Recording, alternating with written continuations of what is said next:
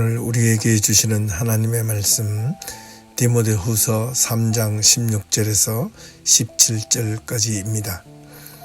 모든 성경은 하나님의 감동으로 된 것으로 교훈과 책망과 바르게 함과 의로 교육하기에 유익하니 이는 하나님의 사람으로 온전하게 하며 모든 선한 일을 행할 능력을 갖추게 하려 함이라.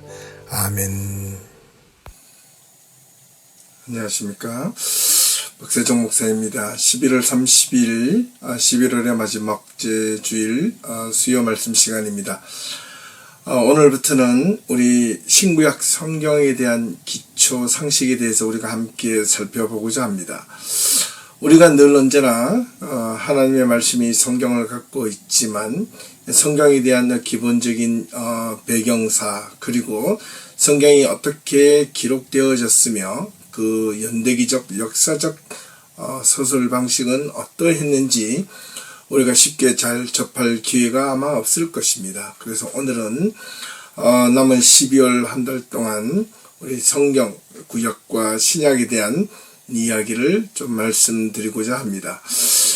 그 첫 번째 시간으로 구약과 성경에 있는 기초 내용 가운데 구약 성경이 기록된 순서와 그 내용에 대해서 간략히 알아보도록 하겠습니다. 그리고 이어서 다음 주에는 신약 성경이 기록된 순서와 또 내용을 함께 살펴보겠고요.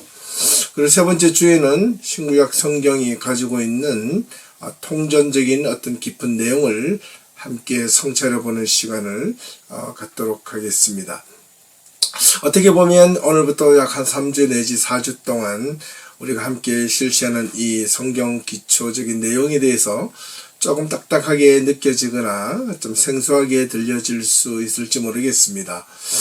그렇다고 우리가 성경을 읽어도 제대로 이해하기가 쉽지 않은데 사실 우리는 이런 부분들을 쉽게 간과하고 오히려 전혀 접할 수 있는 기회가 아마 거의 관심 있지 않는 분들에게는 좀 적지 않을까 하는 생각을 가져보았습니다.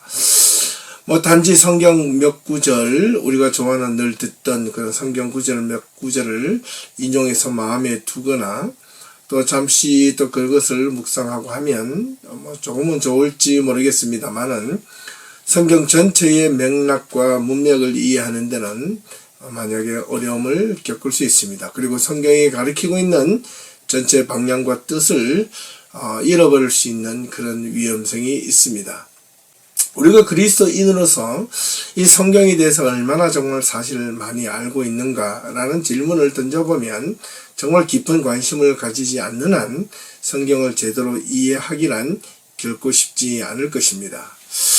그래서 언젠가 한 번쯤은 제가 꼭 한번 언급했으면 좋겠다라는 생각을 가지고 2022년도 마지막 남은 이 수요 말씀 시간에 이 부분을 또 설명을 해드릴 수 있어서 저는 참 기쁨이 있고 또 긴장이 됩니다. 여러분들이 어떻게 이해하시고 받아들여질까라는 생각을 하기 때문에 그렇습니다. 저와 여러분들이 이 성경책을 가장 가까이 두고 살면서도 성경을 제대로 그리고 올바르게 이해하기란 결코 쉽지 않음을 오늘 첫 번째 시간을 통해서 한번 살펴보도록 하겠습니다. 네. 이 성경책이야말로 기독교 신앙의 가장 기본적인 경전이라 말할 수 있고 또 신앙의 교본이기 때문에 우리 기독교 신앙인들은 이 성경책을 꾸준하게 읽고 또 묵상하고 그 말씀을 따라서 성찰해 볼 필요가 있겠습니다. 이 성경이라는 이 영어의 단어, 또 바이블, 그리고 독일어는 비벨, 라틴어로는 비블리아, 또 헬라어로는 비블로스라고 부릅니다. 원래는 이 바이블, 또 비벨, 비블리아, 또 비블로스란 이 말은 책이라는 뜻입니다. 이 영어에서는 그래서 이 단지 그냥 책으로만 읽히기 쓰는 위험성이 있기 때문에 이것과 또 구별하기 위해서 앞에 홀리라는 형용사를 붙입니다. 그래서 The Holy Bible, 거룩한 책 또는 그래서 성서라고 우리는 부르는 것입니다. 그래서 이 성경을 그토록 오랫동안 가지고 있으면서도 정작 이 성경에 대한 가장 기본적인 지식이 돼 우리가 잘 알지 못하고 있다면 그 성경의 내용을 아무리 알려고 해도 사실 혹시나 그 부분적으로만 듣고 이해하고 있는지 모르겠습니다. 그래서 전체적인 이 성경의 내용과 방향을 올바르게 알지 못한다면 오히려 그런 부분에 있어서 부분적으로 알고 있는 것이 마치 전체를 다 설명하려고 할 때 오히려 독이 되거나 위험성이 있다는 것을 꼭 기억하실 필요가 있습니다. 그런 대표적인 예가 바로 이단들과 사이비들이 이 주요 성경의 내용들을 자신들의 입맛이나 자신들이 원하는 목적에 따라서 이리저리 편집해서 자신들이 듣기에 가장 좋은 구절들을 잘 이렇게 맞추어서 만들어내는 경우가 있기 때문에 그렇습니다. 그래서 오늘은 이 성경 전체에서 상세하게 다 언급을 할 수 없겠지만 특별히 제가 공부하고 또 알아본 견해에 의해서 성경의 내용 가운데 그동안 잘 알지 못했던 또 잘 알 수 없었던 성경의 역사라든가 성경이 만들어진 배경을 먼저 오늘 첫 시간 여러분들에게 알려드리면 좋겠다 싶어서 준비해 보았습니다. 우리에게 적어도 신앙인들이라면 집에 성경을 몇 권씩 아마 집에 다 가지고 계실 것입니다. 그런데 오늘날 또 이렇게 여러 가지 기계 문명이 발전하고 또 교회마다 여러 가지 영상 장치들이 다 있기 때문에 교회로 방문하시거나 교회 예배들을 오시는 분들 가운데 의외로 성경책을 가지고 오지 않고 그냥 빈손으로 오시는 분들이 종종 있습니다. 예를 들면 셀폰 속에 성경과 찬송가를 다 이렇게 넣어놓고 셀폰 하나만 들고 오시는 그런 분들도 있습니다. 이것을 어떻게 이해해야 될지 저도 상당히 좀 고민입니다. 책을 끝까지 들고 오라고 해야 될지 아니면 그것도 하나의 내용이 중요하니까 그냥 셀폰을 들고 와도 괜찮다 이렇게 말을 해야 될지 아니면 또 예배 시간에 우리가 영상으로 또 프로젝터로 이렇게 보여줌으로 인하여 성경 구절과 또 찬송가 기타 모든 순서들이 주보에 그 종이된 주보 없이도 모두 다 볼 수 있기 때문에 그렇게 편안하게 와서 그렇게 또 예배를 드려도 되는지 이거는 조금 더 생각해 봐야 될 문제이면은 틀림이 없습니다. 여하튼 오늘 성경에 포커스를 맞추고 있기 때문에 그런 내용들은 다음에 하기로 하고요. 이 성경의 내용을 우리 믿음의 성도들이 사실은 한 번쯤은 다 이 통독을 한번 해보고 싶지만은 사실 쉽지가 않습니다. 왜 쉽지 않느냐? 성경책 자체가 조금 두껍기도 하지만은 그 성경을 읽다 보면 도대체 무슨 내용인지 잘 이해가 되지 않기 때문에 그렇습니다. 그래서 오늘은 성경 가운데 그 구약 성경, 구약에 총 39권 정도가 있지 않습니까? 우리가 가지고 있는 성경 가운데 이 내용이 어떻게 이루어졌고 또 그 서술 방식은 어떠했고 언제부터 이런 내용들이 서술되었는지 그 기초적인 내용을 오늘 함께 살펴보고자 합니다. 또 이 성경 전체를 한번 살펴보면 모든 그 성경 구약 39권, 신약 27권, 총 이렇게 66권이 있는데요. 이 모든 성경 각 권마다 또 장과 절이 있지 않겠습니까? 이 장과 절은 사실 처음부터 정해지지 않았습니다. 그래서 예를 들면 창세기라고 하면 1장부터 50장까지 있는데 그리고 각 장마다 절이 나누어져 있지 않습니까? 근데 이것이 이렇게 처음부터 1장, 2장, 3장 이렇게 쓰여지지 기록되지 않았다는 겁니다. 1장 1절, 2절, 3절 그냥 처음부터 50장까지 그냥 이렇게 단락 없이 구분 없이 그냥 한 번에 쭉 서술되어져 있었다는 겁니다. 그렇기 때문에 이것을 어떻게 읽어야 될지 잘 모르기 때문에 특별히 구약 성경 같은 경우는 유대인들이 회당에서 읽혀지는 이 히브리 구약 성경을 주간별로 이렇게 딱 섹션별로 나누어서 1년 또는 3년에 구약 성경 전체를 한 번씩 읽을 수 있도록 이렇게 배려를 하고 준비해 놓고 유대인들에게 읽도록 권장을 했습니다. 오늘날은 이렇게 성경이 다 이렇게 분리되고 권별로 또 장별로 절로 이렇게 다 구별되어 있지만 과거에는 그렇게 없었기 때문에 그렇게 랍비들이 준비해 준 그 내용을 유대인들이 따라 읽고 준비할 수밖에 없었다는 것이죠. 성경 속에 처음으로 이 장을 표시한 사람은 11세기 랑프랑이었는데 훗날 캔터버리 대주교가 되었던 랑통이라는 소본 대학 교수가 이 랑프랑이 구분한 것을 수용해서 이 성경을 장절 권별로 이렇게 완성시켰습니다.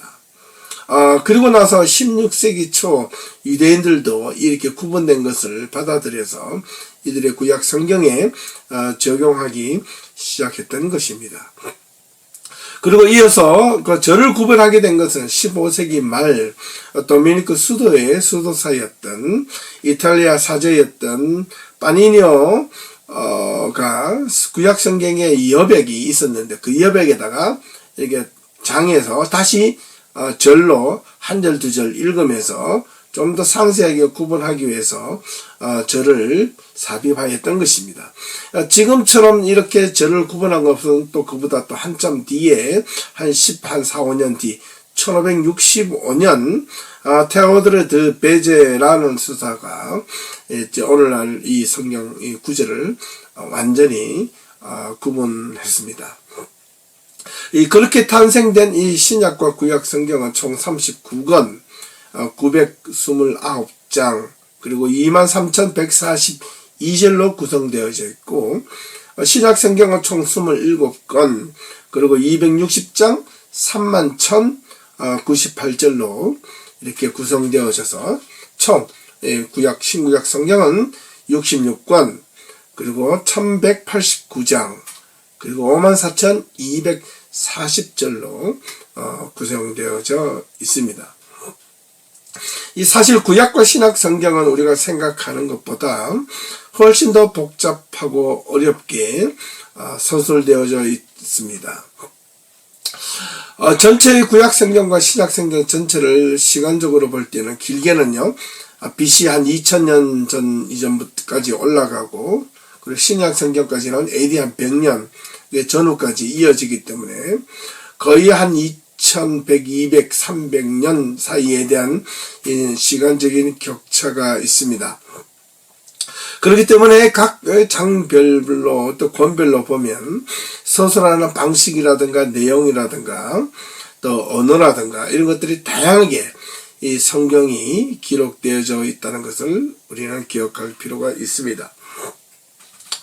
이렇게 긴 세월을 어떻게 쉽게 하나로 이렇게 정리할 수 있었을까라는 그런 의문을 가져보기도 합니다.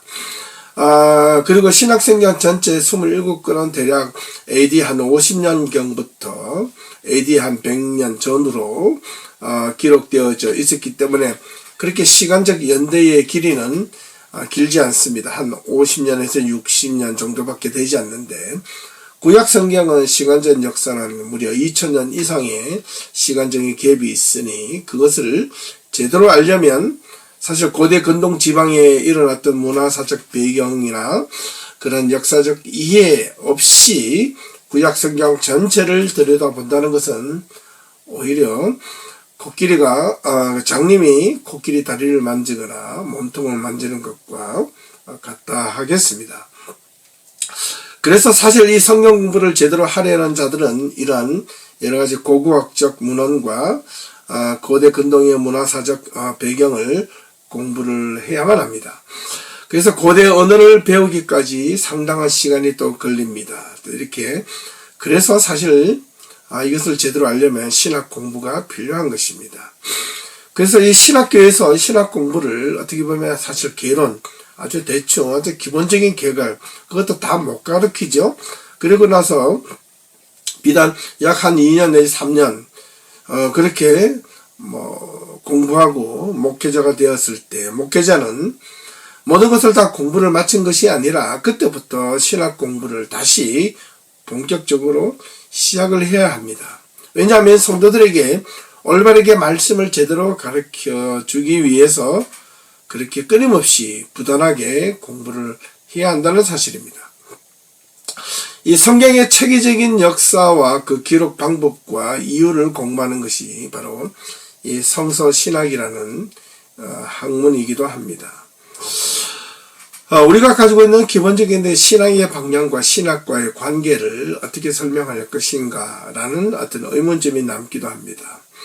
신앙은 우리가 각자 하나님께 기도하고 응답받고 이런 것으로 다이렉트로 하나님을 만날 수 있는 그런 어떤 장점도 있지만은 또 그 사이에 그것이 올바른 하나님을 만나고 교감하고 또 신앙을 갖고 있는 것인지 검증할 수 있는 유일한 방법은 우리에게 주어진 성경을 통해서만이 할 수밖에 없습니다. 그래서 신학적 비평 방식이 무엇보다도 상당히 중요합니다. 성도들 가운데도 개인의 신앙만 이렇게 강조하면 오히려 그 신앙이 독선적이고 또 아집으로 바뀔 자기 것만 최고라고 생각할 수 있는 그런 위험성이 있기 때문에 성경을 보다 객관적으로 그리고 자신의 신앙을 하나님의 말씀으로 끊임없이 투영할 수 있는 그런 훈련이 무엇보다도 필요하다 하겠습니다. 또 이 구약과 신약 성경 사이에 외에 두 가지 다른 어떤 경전이라 부를 수 있는 내용들이 있습니다. 그 하나는 외경이고 다른 하나는 위경이라는 것이 있습니다. 사실 우리 개신교인들은 이 두 가지를 인정하지 않지만 가톨릭이나 다른 어떤 교단에서는 종파에서는 인정하는 부분들도 있습니다. 특별히 가톨릭에서는 이 공동 번역서 안에 외경이라는 제2의 경전을 가지고 있습니다. 이는 구약과 신약 시대 사이에 약 400년간의 그 공백기가 있었는데 이거를 중간 시대라고 우리는 흔히 신학적으로 부릅니다.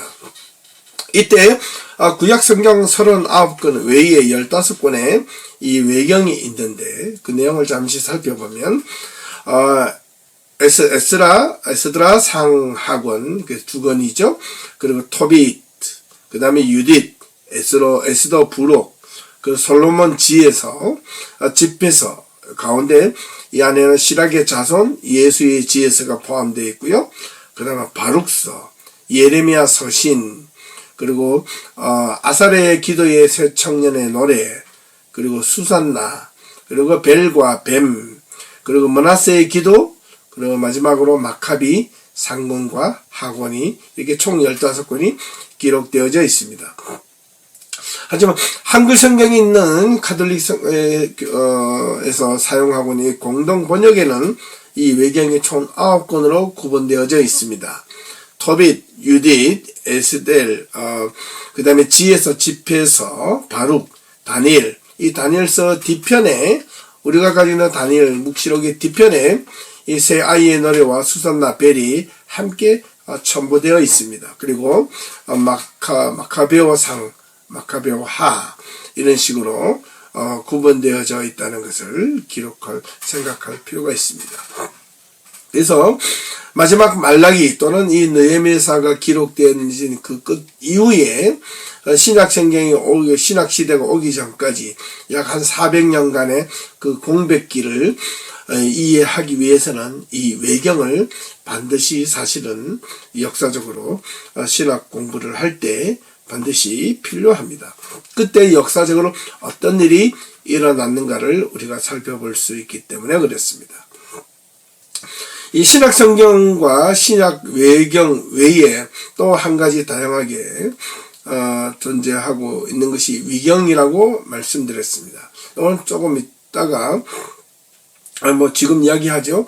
이 위경에는 신구약 중간기와 초대교회 시절에 기록되어져 있었던 이 유대 문헌들로서 유대교적 묵시, 전승, 시가 또는 지혜서 등으로 구성되어져 있는데요. 구약 성경의 정경이나 외경에 들지 않는 기록물들을 이 또 위경이라고 말을 합니다.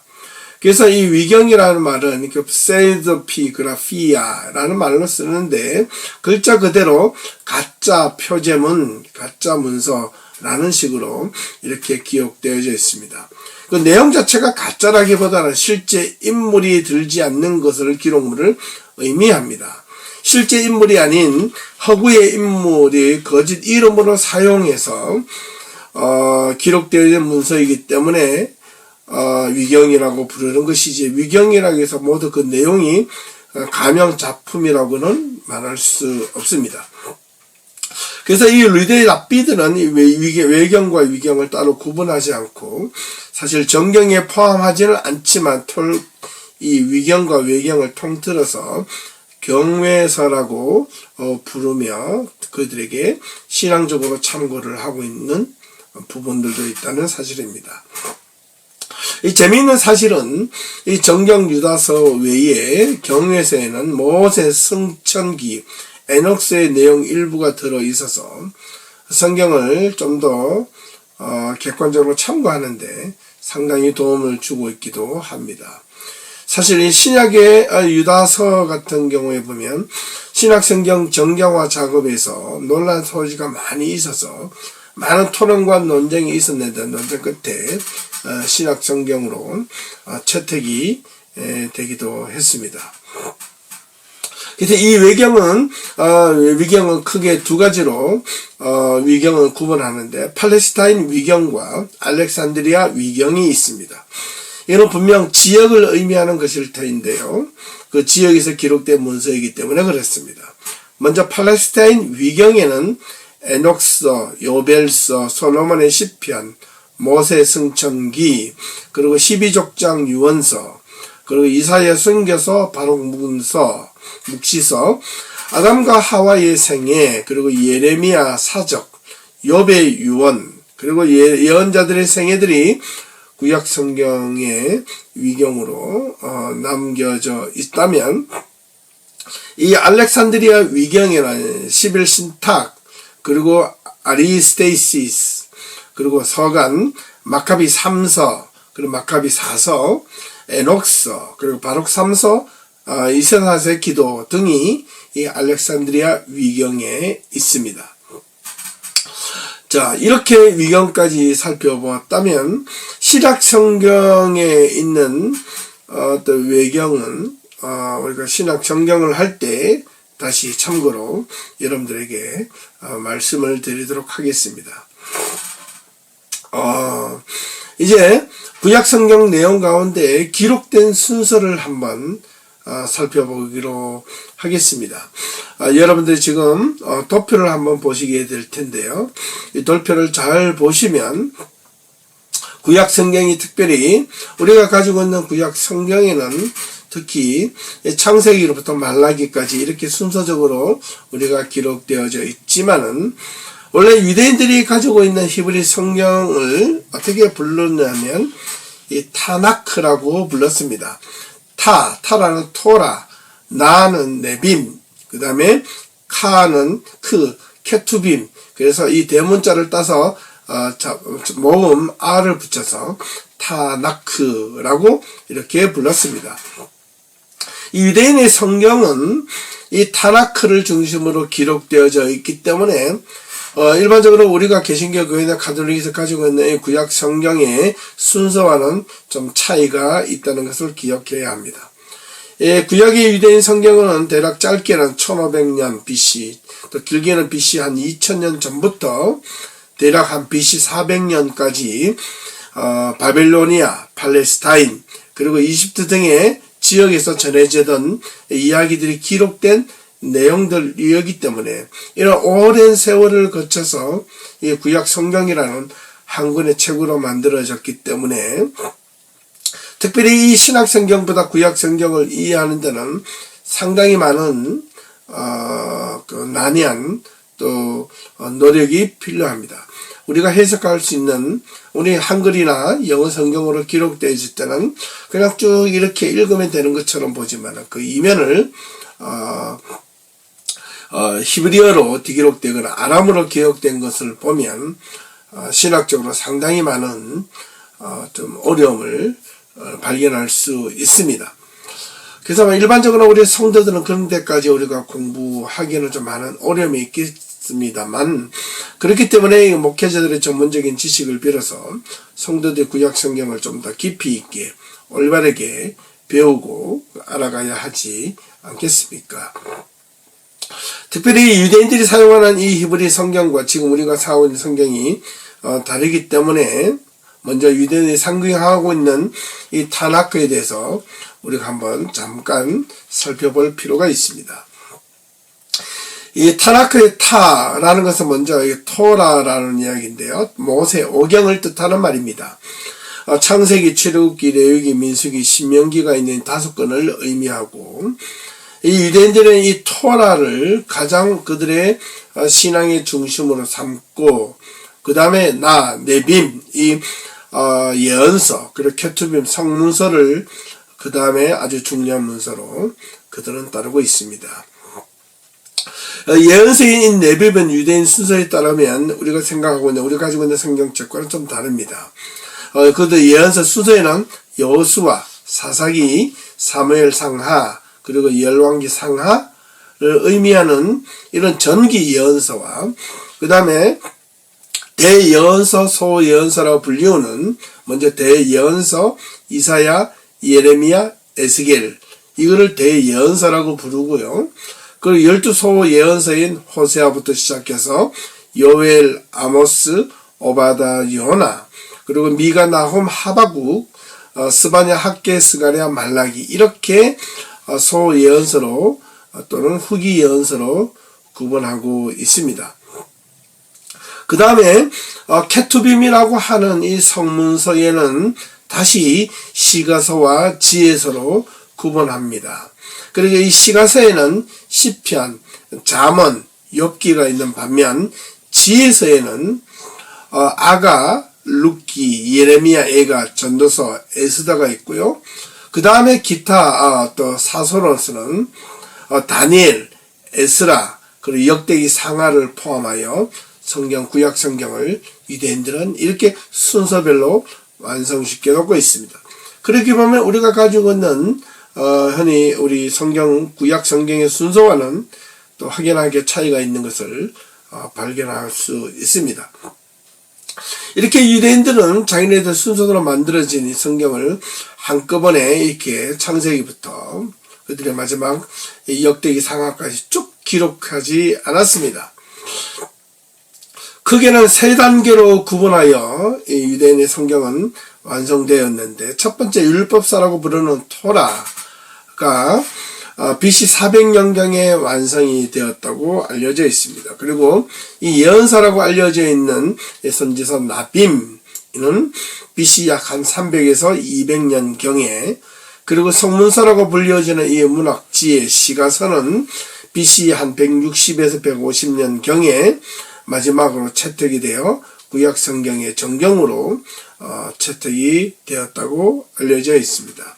그래서 이 구약 성경은 이렇게 장기간에 걸쳐서 시간적인 격차가 있다는 것을 기억할 필요가 있습니다. 그래서 구약 성경은 여러 세기에 걸쳐서 이렇게 지금의 39권으로 준비되었다는 것을 기억할 필요가 있습니다. 그래서 이 구약 성경을 정경화시키는 데는 크가지 3가지 설이 있는데 2가지는 그냥 들어보시고 마지막 한 부분이 가장 정설로 알려져 있습니다.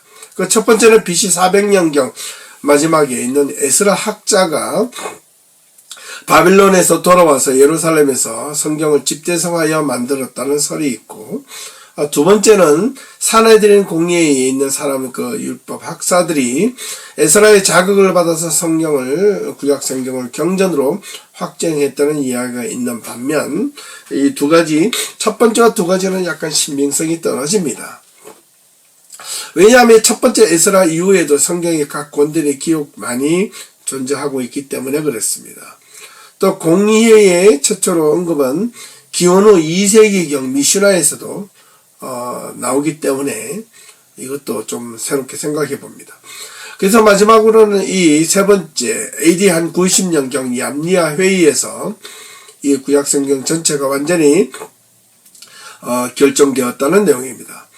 그 이유는 AD 70년경 예루살렘이 완전히 로마 제국에 의해서 멸망이 된 이후에 랍비 요하난께 벤자키아가 얌리아라는 어떤 이스라엘에 있는 그 유다 땅의 그 작은 도시에서 랍비 학교를 세우고 랍비들을 배출하면서 유대교인들을 집결시켰습니다.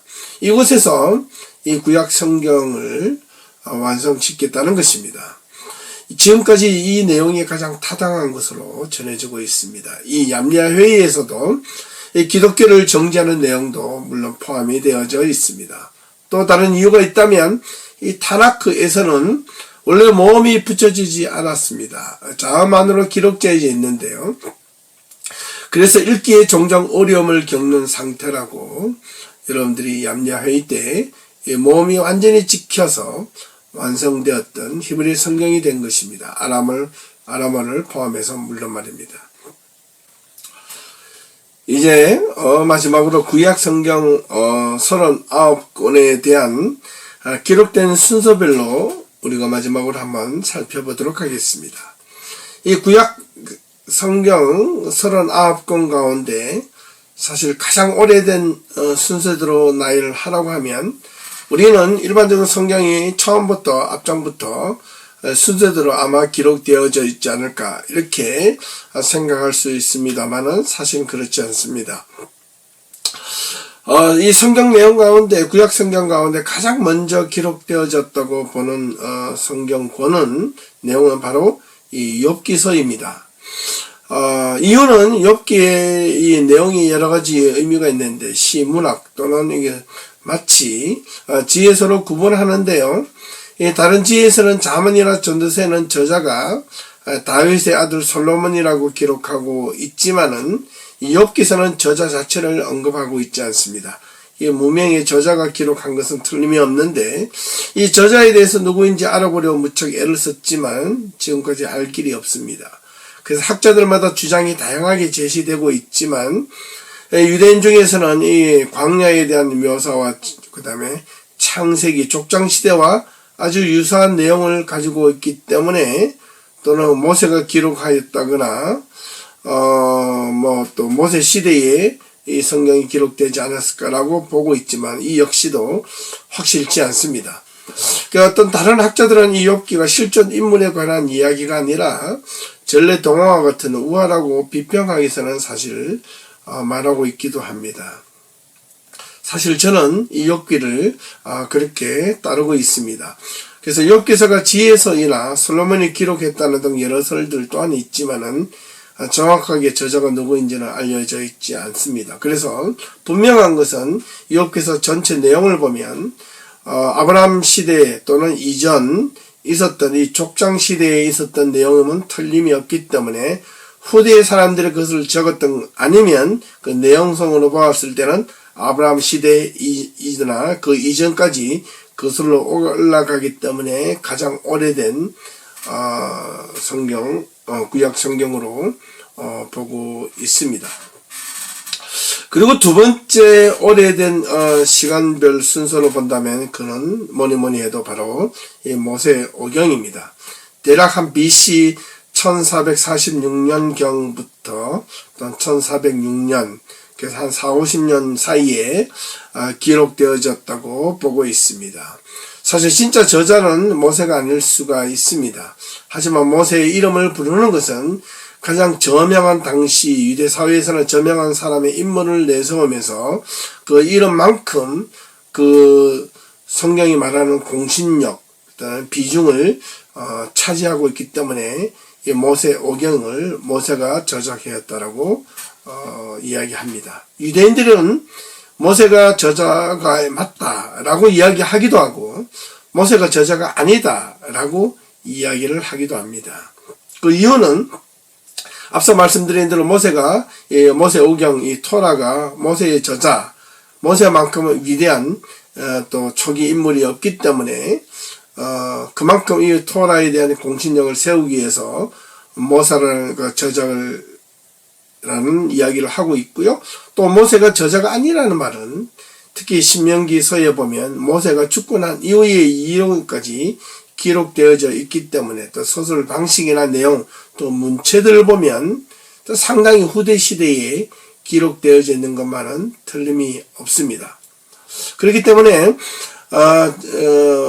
사실 그 언어학적으로 성경을 좀 깊이 있게 헬라어라든가 히브리어라든가 아람어를 들여다보면 그 시대마다 언어나 문체가 다르기 때문에 비평하기에는 그렇게 그런 어떤 장치를 통해서 성경을 들여다보면 성경에 기록된 연대가 상당히 차이가 남을 사실로 밝혀지고 있다는 것을 기억할 필요가 있습니다.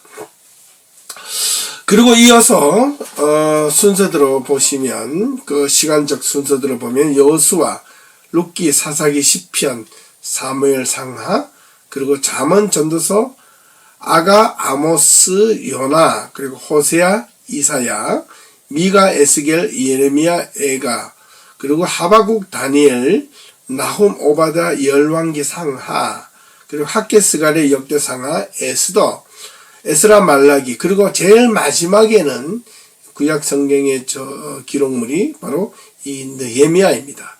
느헤미야가 바벨론 포로로 끌려갔다가 마지막 세 번째 바벨론 포로로 귀환했을 때 느헤미야가 두 번째, 세 번째 돌아오는 경우를 우리가 성경을 통해서 볼 수 있습니다.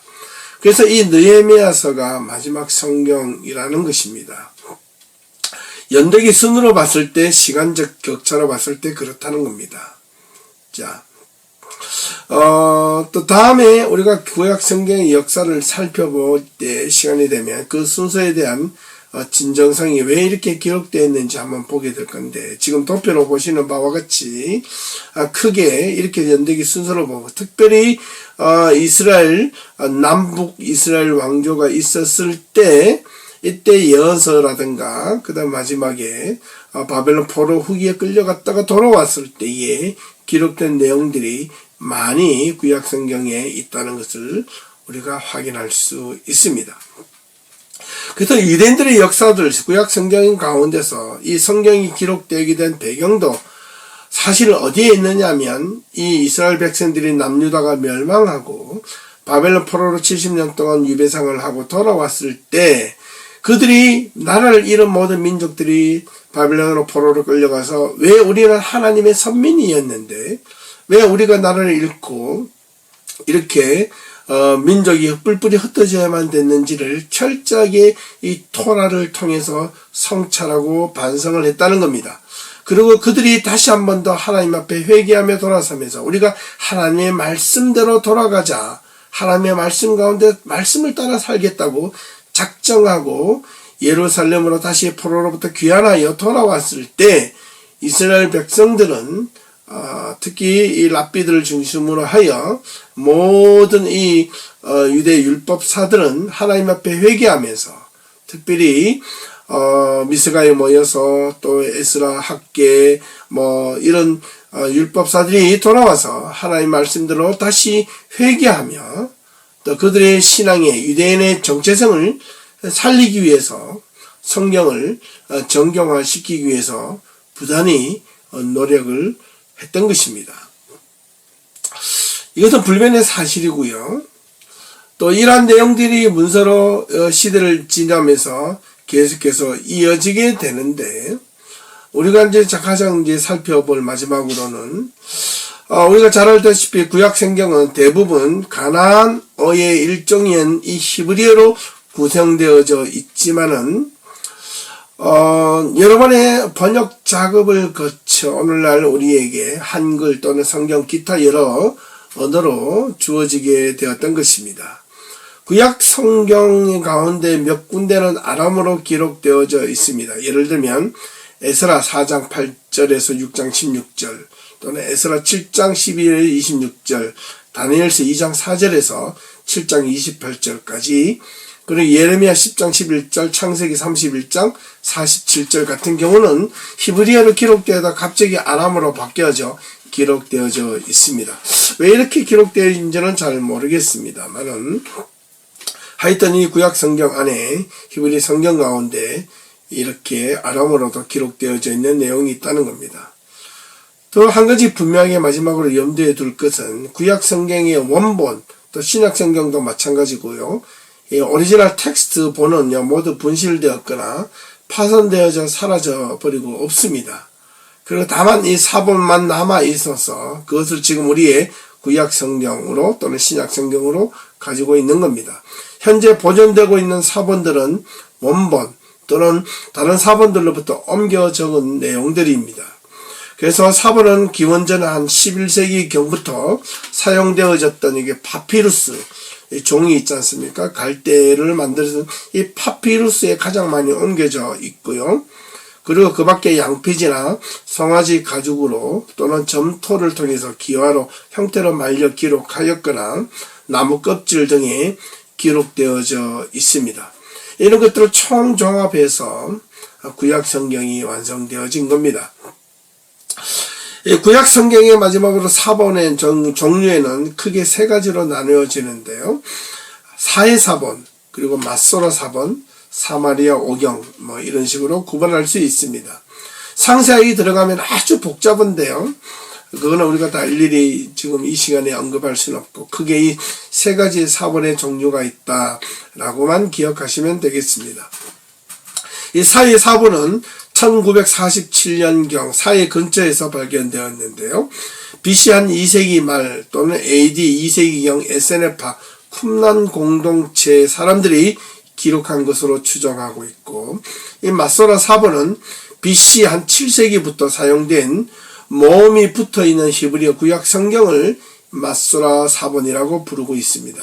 그리고 마지막으로 사마리아 오경은 1616년 이탈리아 한 여행가가 다마스커스, 지금으로 구약 성경에 보면 다메섹에서 약 한 150여 개의 두루마리를 발견하였는데 이것을 사마리아 오경이라고 부르고 있습니다. 이것은 기원 후 약 한 9세기경에 기록된 것과 14세기에서 15세기경에 기록된 것으로 알려져 있습니다. 지금까지 함께 시청해 주셔서 감사합니다. 남은 한 주간도 하나님의 은혜 가운데 하나님의 말씀이 보다 더 우리에게 올바르게 그리고 깊이 있게 다가가는 그런 어떤 계기가 될 수 있으면 좋겠습니다. 감사합니다. 수고하셨습니다.